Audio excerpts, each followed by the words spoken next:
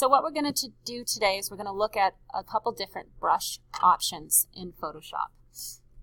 So first thing I want to do is I want to define the colors that I would like to use for my brush tool. So I'm going down here in my color picker and I have two colors selected because what I'm going to be working with today is the grass brush, and in order to work with that it's just like a gradient and I need to set my foreground and background colors. So you'll see here I've selected a green for my foreground and a dark green for my background. And when I hover my mouse over these color swatches, it allows me to see the colors that I want to use, and it also tells me where they're going to fall in the artwork. The second thing that I want to double check and make sure that I do is if I'm going to be using a brush, I need to use the letter B for brush on my keyboard, and that will automatically select the paintbrush tool. I also have more than one option for the brush tool. So I'm pressing and holding on it and making sure that the brush tool has been selected. Again, there's the reminder for the letter B. I'm going to be working with the grass brush tool today, which is what I've already selected, but I want to show you how I got there.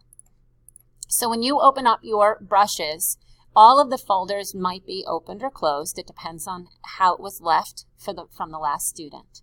If you want to clean it up, then I would suggest that you collapse all of the folders. And the way how you do that is you just click this arrow here on the side, and that will expand or collapse the folder.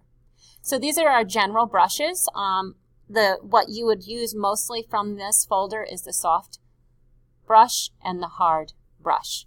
Both of them do similar things, but they of course have a different outcome, meaning I would not want to use a soft edge brush to create a person's face, right? We don't have a blurry face, so this would not be good. This is better for blending, creating shadows, sunsets, maybe something that is soft like a squirrel. This would be good. Whereas over here, this would be better to create, the hard edge would be better to create a snail, shell, snake.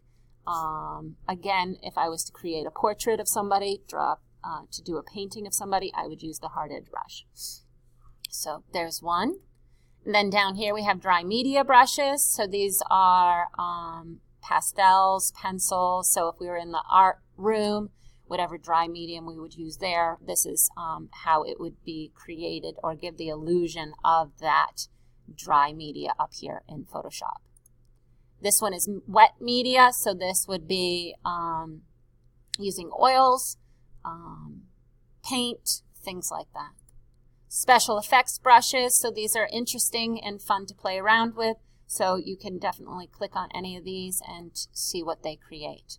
Now what is new is these legacy brushes, so these ones were just loaded into your computer, and when I click on this, oh my goodness, lots of options, which can be overwhelming. Photoshop tries to tell you in the description what it tells you in the description is what you should expect, right? So wet media, stick heavy, square brushes, special effect brushes, round brushes. So you already kind of, before you even open up these folders, you know what they are based on the description for that folder. And then look at that inside of here. These are some different wet media brushes that you would see, okay? And I'm just simply scrolling through. Another thing is your window might be quite small. So down here, if you would like, you can expand it larger to look at your brushes. Okay, so I'm going to, again, collapse that.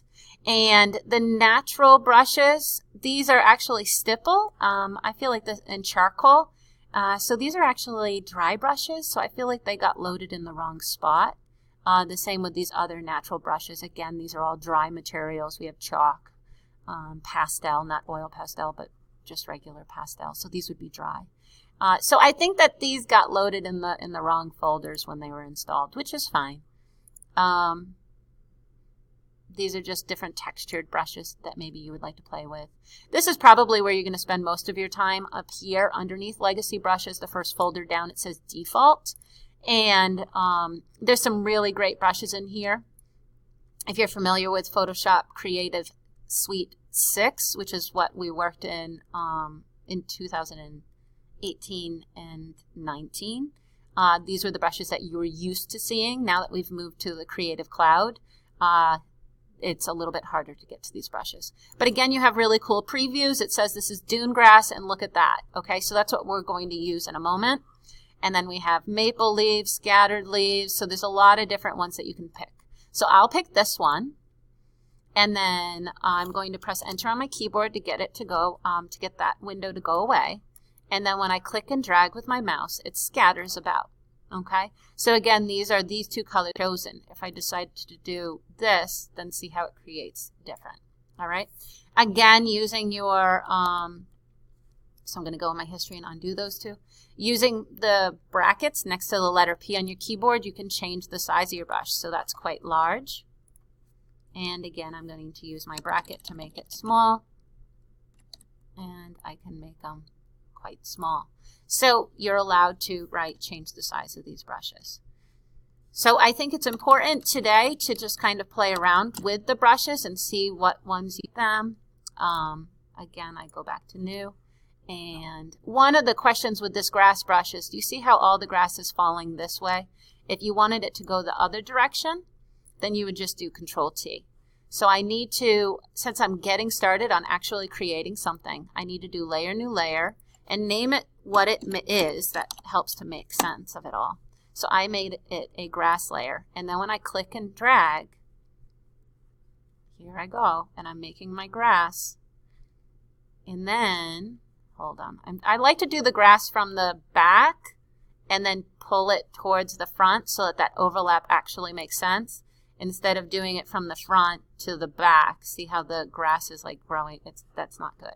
So always work from the back towards the front to make it look realistic. So here I have my grass layer. Because it's on its own layer, I'm going to do Control T, right, which gets that bounding box, and then I can change the size of my grass and place it where I would like. Now if I want the grass to go in an opposite direction, I can right click on it, duplicate it, and see how I'm dragging this over, how they're both going this way, which is fine. You know, maybe the wind is blowing both of them in the same direction.